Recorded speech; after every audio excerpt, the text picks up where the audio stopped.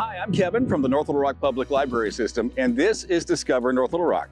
Today, we're going to take a look at the St. Joseph Center of Arkansas.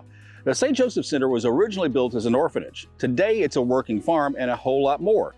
So you're going to find out some things. There are going to be some surprises. We're going to tour the grounds. We're going to meet some incredible people. You're really going to enjoy this. So relax, kick back, and watch the St. Joseph Center of Arkansas. I'm here with Sandy DeCoursey, and she's the director of the St. Joseph Center of Arkansas. It's located here in North Little Rock, but it's something to be proud of if you are an Arkansan or a North Little Rock resident. And if you haven't ever seen the place or found out more about the history, this is a chance to do it. So Sandy, if you don't mind, let's go learn about the St. Joseph Center. Is that all right? Absolutely. All right, let's go. I'd love to tell you about it. Sounds fantastic. So where are we at this moment? This is just beautiful. This is a very special area that's been built, oh golly, since 2016-17. Mm-hmm. It's our Blessed Bee and Butterfly Garden. It's a habitat for pollinators and a haven for all those who love them. Wow. So we've got an amazing garden here that attracts pollinators, and of course that's always good for gardens and farming, and it certainly had its impact here at St. Joseph's. We have to track the yields on our farm because of grant purposes, and since this has been installed, we have almost doubled our yields. Wow. So they're doing their work. And you do keep beehives here. We do, on property. and we have more than tripled the number of beehives since the pollinator garden went in. We'll go see those in a bit. I'm interested in those too. Best honey in town. When you talk about a farm, this goes back to the older history of St. Joseph's. This is a heritage farm. Explain what that. In fact, tell us when St. Joseph's was founded. Okay, so the property was purchased in 1907 by Bishop Morris, who was then Bishop of the Catholic Diocese of Little Rock. He grew up on a farm, thought that was the best place to raise children, and so purchased 720 acres to build an orphanage.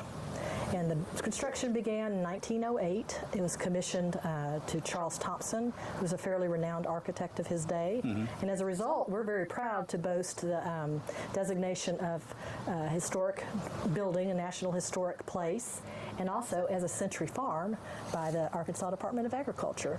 Sandy DeCoursey is the director of the St. Joseph Center. And Sandy, with that said, and the building, at some point in time, the orphans left, and it was a daycare for a bit, right. And then it just kind of stopped. And so where did what you're doing come into play? Okay, fast forward to January 2018, woke up to read headline in the newspaper that St. Joseph Center was going to be sold. And I think it was a decision not made lightly by the diocese, but simply that it was a fiscal, management responsibility. They just could no longer justify the expense of keeping this property. But luckily for us, there was a little caveat that said if anyone would come forward with ideas and funding about how to keep it going, they would certainly entertain that. So a group of us got together and approached them about the possibility of trying to find a new use for the property for today.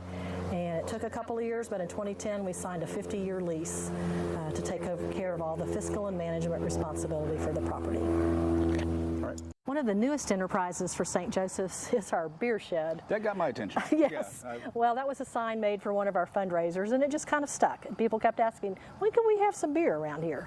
So this summer, we decided to try our hand at opening the beer shed. And it is open on Fridays and Saturday evenings from 5 to 10. We sell only native or local beers. Every Friday and Saturday. Every from Friday 9 and till 10? Saturday. You've got my phone number, okay, right? Well, there you go. Me and let me know I'm so this sorry I information, didn't let yeah. you know. But we're having a good time. It was a really hot spell, so we didn't have as many patrons as we would have liked. But now that the weather's cooler, we're hoping to see a whole lot of folks. Great. Let's go see the community garden. Do you mind seeing that? Absolutely. Right. Let's go. All right, here still with Sandy DeCoursey. She's the director of the St. Joseph Center. I was a little distracted by beer, but that's okay. We're in the community garden. The beer thing, though, real quick. Yes. Friday, Saturday, Sunday. Just Saturday. Friday, Saturday. Okay, just making sure. And it's family friendly, too. It is. Bring the kids. It's not a raucous evening. No. We're just going to have fun, play games, and hang out. Got some bago things over there and things like that. And once it gets cool enough, we'll have fire pits and a nice place to roast weenies and marshmallows. Well, come do that then. I'll be up here for sure. Okay. The community garden is amazing. In fact, this is how I got involved in the St. Joseph Center. doing a community garden plot, and my kids got a little bit bigger, and so don't do that anymore. But since I've been here, this has really, really expanded. How many plots do you have?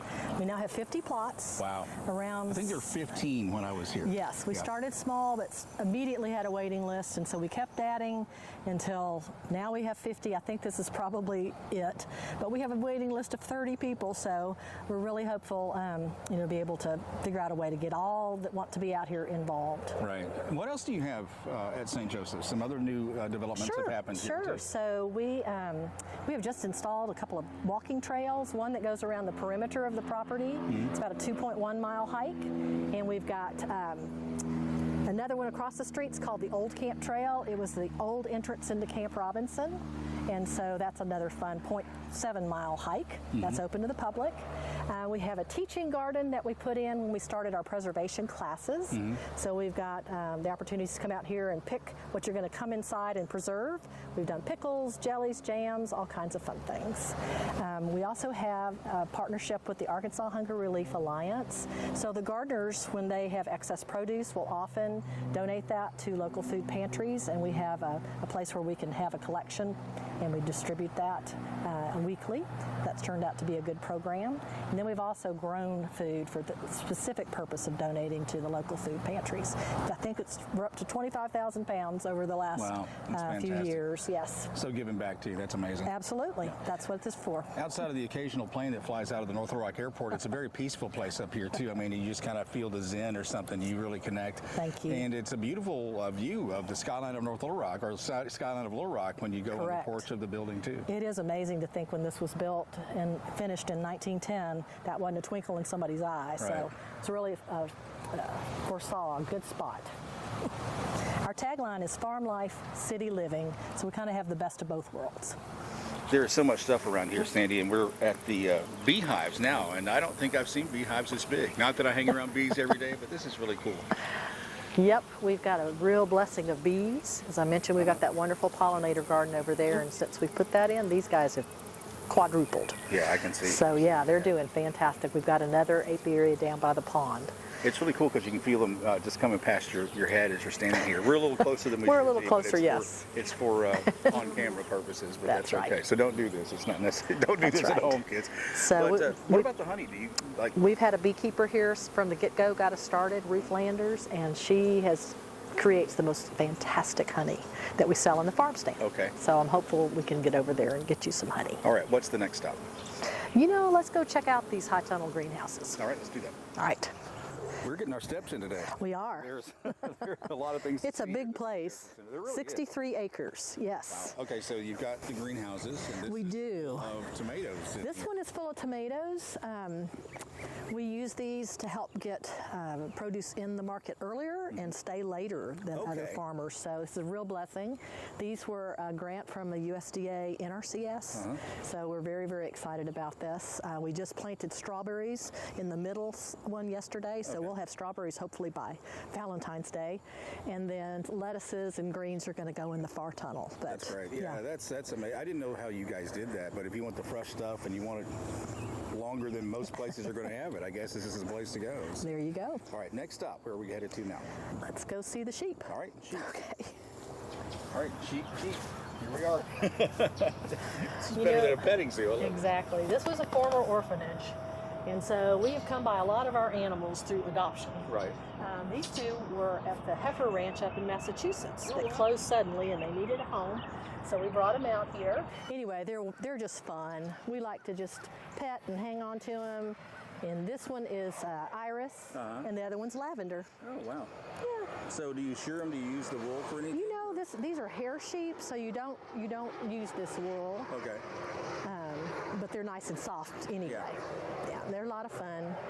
And all the kids that come out on the Saturday farm stands love to feed them and pet them. Here we go. So. Got another buddy coming. Yeah, come here. Come on, Lavender. Come here. So what do you usually feed them? You feed Yes. carrots or They're used to seeing me come up with food. Yeah. Alfalfa's their favorite, and then, They like all kinds of stuff. They're sweet girls. They are. We've got other places to see too. We do. We've got their cousins, the goats, on the other side. Let's go check out the goats now. All right. All right, let's go. All right, so Sandy, you're telling me that these goats have some sort of magic power or something that they do? What's up with Well, that? their superpower is being so cute. Okay. They're Nigerian dwarf goats, and we've got 8 total, plus our farm dog Peaches that takes care and protects everybody. Peaches is back here. Yes, she is, but she's been working hard all night, chasing off coyotes, so we're going to let her rest for a little while. And one of the biggest claim to fame for these goats is their goat yoga that's conducted on a monthly basis. And that's the magic trick that they have. They get goat yoga. They are so much fun, and we had 62 participants for our September class. And I'm not sure if they're doing one for October or not, but that's been a real treat for people to come out and just an excuse to hang out with goats. So if I want to find out about the programs you guys have, you have a website or you have a calendar where we can find out about We do. Where's Yep. that? It is stjosephcenter.org, Okay. or we have a great Facebook page for both the center and the farm stand. Is there a limit to goat yoga, the number of people that can come? Or is That was probably pushing it, but Okay. How but many can fit? normally that we don't have quite that many. So we've got a big area, as you can see. But the gal, goats. that's right, and yoga instructors. Everybody gets a goat. That's All right. fun. Finally, I want us to get over here and take care of the farm stand and take a look at that. All right. That's all about. Let's do I it. shop it. I enjoy it. And if you've not done that, I think you'll enjoy it too. So Sounds great. Let's head that direction. All right. All right, so on the way over here, I saw people that were walking around. And you have people that work on the farm, but these people were just kind of looking at things. So who were they? That was a group that has booked a farm experience through Okay. Airbnb. They're going to come out and have a tour of the farm and Oh, learn wow. more about what we do. Okay, what is a farm experience? Explain that. So it's Get a basically a shovel? tour. No, Go to well, work? I think there might be, collecting some eggs involved, or Okay. petting the cows, or it's just some things that we experience every day here on a farm, but not everybody gets the opportunity I had no to. idea they did that. So we're learning all kinds of new things. Let's go check out the farm stand. You Let's guys do are it. setting up for the weekend farm. Yep. Time of the year, we got pumpkins out here. We got gourds, some of those decorative things. Yes. And so, yeah, can't wait to see this. Good. And Sandy, I'm looking around, and you said you had Arkansas products. You hear people talk about, we got local products. That's all this is. It's just amazing. Everything from the meats to, you guys have wait a minute, you have your own ice cream at Lollipop too? We do. Okay. Yep. Blackberry goat. Okay, you guys are moving and shaking in the right circles, apparently, if you've got That's that. it. That's it. But where's the honey? We talked about that with the bees. So you can see it's hard to stay in stock, but we've got 2 different sizes, half pint and pint. Right. And this is our blessed bee honey from the bees that we just talked about. And you get one of these Yes, little you thingies probably do along with need it, that, yeah. put in your coffee or tea. But our beekeeper makes some of the most amazing honey. There's a couple of harvests a year. Yeah. This was the midsummer harvest, and you can see it's very nice and amber colored because it's got a lot of the more savory herbs and things that the bees were feeding off of. It's But gorgeous. Just it's seeing wonderful. some of the stuff that you have in here. You can get everything you need pretty much.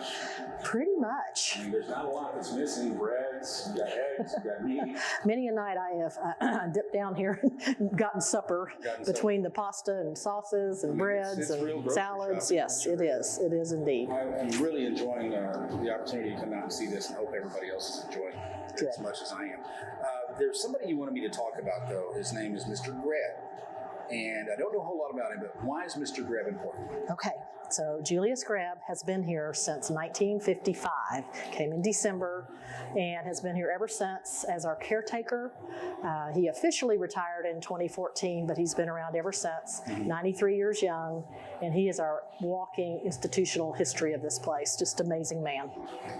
Let's take a chance here and go sit down with Mr. Greb. I think that's going to be something we've got to do. We're here with Julius Greb, and what you know is the St. Joseph Center of Arkansas wouldn't be what it is without him. And Mr. Greb, thank you so much for taking the time to come share your story and more about the history of St. Joseph's. My understanding is you're currently 94 years young. Have I got that correct? No, I'm a year younger than that. 93. All right, let's not go too far. But you started work here in 1956, but it wasn't actually here. It was somewhere else, and that's another story in and of itself. So how did it start for you when you came to work at St. Joseph's? Well, it was very exciting, I'd say. Mm-hmm. But there's nobody for running a dairy farm out there at Protho Junction, and that's the reason I moved in down here into Little Rock. Why was it at Protho Junction? What happened? Well, And they had a big dairy farm out there. Okay. Where they raised cows or milk for the place. Mm-hmm. And we had vegetables we raised out there, potatoes, and we raised hogs. We had to have 80 pigs, head of hogs on the place at one time out there. Little ones, I mean, we raised our own pigs there. And dairy, it was a dairy farm mostly. Right. I don't know, we had 15 milk cows. And this was all to help support the kids that were here? Come here, yeah. Okay. How many kids were here back then? Well, the highest number we had was 127 that I know of. And I understand that was more than they were supposed to be allowed to have, but they couldn't see nobody turned away. Yeah. Yeah. So it was, I think 107 was they were supposed to have, but they always had. I said Benedictine nuns didn't know how to count, so they got. I had heard stories about that. The sisters were like, "Yeah, come on in. We're not going to." Yeah. So very kind-hearted in that way. They found a young baby on the front steps out here one time. Sister, I think his sister Evangelist found it out there. And I don't know. I've known him. I mean, I've seen him as a grown man when they come down here. But anyway, but they was very good to the kids, and like they're practically self-sufficient as far as groceries and vegetables was concerned. And did the nuns or did the kitchen crew can some of the vegetables you grew and things like that for? Oh yeah, well we had a big cellar in under the kitchen back there, and the potatoes they had, tables where they could spread them out, where they could dry out and they keep down there. See, one of the stories I heard as I came here is that I'd always thought that this was an orphanage, but the military actually took this over in World War I. It was built as an orphanage. Right. And they moved the kids that was here at the time that in the First World War. Okay. They had moved the kids over to Little Rock, where the Catholic high students was. And they used this as a transit motel. And this is adjacent to Camp Robinson and Camp Pike. So it was Camp Pike then. So that's where that all came together. And so the farm itself moved to Protho for that period of time. Bishop Morris thought that there's better ground out there to raise vegetables on. Right. Than what it is here. But this was a big place. It encompassed, I think, 600 acres at one time. Wow. And Camp Pike, I think when they built Camp Pike back in the First World War, well, they'd taken a lot of it, or the bishop let them have a lot of it. But then in the Second World War, is when they confiscated the building, or the diocese let them have it for the military's transit motel. Here with Julius Grebs, and Julius Grebs, when you first started Protho, then you came here. Yeah. Explain what your job title was when you got here, because you said it was a little bit of everything. So tell me what you did. Well, I taking care of the boilers. Well, I had to get a boiler's license to take care of the high pressure boilers that they had here.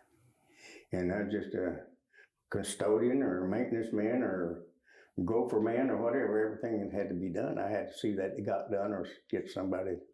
Well, so we had a sister, Charlene. She was overseer of most of the building and all, but I taken care of the maintenance of everything. When she see something wrong with it, I'd go do it. How did you learn to do those things? Self-educated. I had to learn it as I went along. Yeah. We couldn't even get people that could do like the roof up there. We had the bonnet over top of the chimney back there had a bonnet on there for the chimney sweeps. So we had a lot of chimney sweeps that would fly in there at night. And we had to put a roof over it or a chimney, take care of it so they wouldn't fly in there.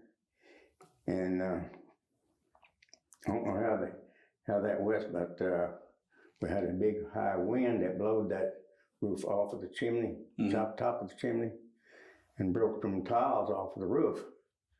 Well, I had to get up there and I tore off some of the roof and seen how it was put down. And I put it right back on there. It was about a 12-foot section that bonnet had fell on. And I looked it over, and we had some extra shingles up in the attic. And so I was able to put the tar paper down under it, put slats down in there, and put it back like it was. Yeah. And never leaked. On the job training. That's what you This did. is on job training. Wasn't YouTube or anything to look at things back then. Just the idea of being on that roof was kind of making me kind of like, oh my God, because this is a big building. That's a minute up there. Yeah. Well, I've been all over this roof. You could not wear just regular shoes. Well, they made a Wolverine shoe. I know you've heard of the name Wolverine. Yeah. They had a shoe that had a sole on it. You could almost walk all around on that roof. I mean, the steep part. But you always had to know which way to lean to get your balance there. I'm going to trust you. I guess I don't think I'll go up there. No, I'm not going to take you up there now anymore. But anyway, But you were known to farm too. You ran cattle here. You did. What are some of the other things you did? The cows were out there at Protho Junction. Mm-hmm. But when we got rid of the dairy cattle, well, we kept a few cows and we bred back into beef cattle. Mm-hmm. And that's what we got out there now. And I take care of them, yeah. What did your day consist of? Because on a dairy farm, it's always early in the morning. So when did you get up? When did you go to bed? Before daylight. Right. That's right. Yeah, and your wife helped here too. And what was her name? And how long were you Elsie. both married? Elsie. Yeah. And how long were you both married? 66 years. Wow. And she just passed away 3 years ago. 4 years. 4 years ago. In 2019. This is about your memories and what you know about St. Joseph's. One of the things I did like to see, I met you some time back, and I know you meet a lot of people, and you probably don't remember, but I do remember her goods, her jellies and jams and things like that were in the farm stand when I first came up here and kind of got familiar with what happens at St. Joseph's. So, yeah, she was quite a woman. She taken care of the kitchen one time when all the nuns went to Fort Smith for their get together. And when she got some ladies around, helped volunteer, but she run the kitchen there for about 4 days. Right. And all the nuns were gone, and that's a chore. Yeah, that is a chore. Yeah. For all those kids and all those mouths to feed, that's something. Here talking to Julius Grebs at the St. Joseph Center. Mr. Grebs, of all the memories that you've got, what is one of your favorites? What's one of the things you like to reflect on most? Oh, my goodness. Well, one memory that I hope is whenever, the kids, the young kids, when they get about 3 years old or 4, when they got to go outside with the big kids. And 3 of them come down there. I was working on the tractor or lawnmower down there at the shop. Mm-hmm. And all 3 of them come down there, and I asked them to go out there and play with the other boys. Well, one of them didn't want to go. And he kept saying, "Are you my daddy?" I said, and I tried to ignore him, but he stayed there, I don't know how many times. Well, when he asked me, I said, "Oh yeah." And he sat down there beside me for about 10 or 15 minutes watching me work on the lawnmower or whatever I was doing at that time. Mm. And when those 2 boys got out of the babies department, come back around there, well, I asked him to go out and play with them. He did. He went on out and played with them. But for him to ask me, "Are you my daddy?" Yeah. Mr. Grebs, you've meant so much to so many people here at St. Joseph's. You were just thought of so fondly, and this place probably wouldn't be what it is without you and the effort that your wife put into it. Yeah. To say that it is a pleasure to meet you would be incorrect. It's a true honor. You're just a jewel and a treasure, and I wanted to say thank you so much for sitting down with us just for a moment. Thank you so much. All right, I finally was able to talk you into letting me see the chapel. I've heard so many things about it, how beautiful it is, and that it really is beyond expectations. It's just gorgeous. Your stained glass windows have taken some damage. They did. We were spared in the March tornado this year, but the June storm got us. Yeah. Straight line winds blew out about 3 of the windows, and we're really hopeful to get those fixed up soon. But this is what we consider the hub of the building. It's an amazing space, wonderful acoustics, as you can hear.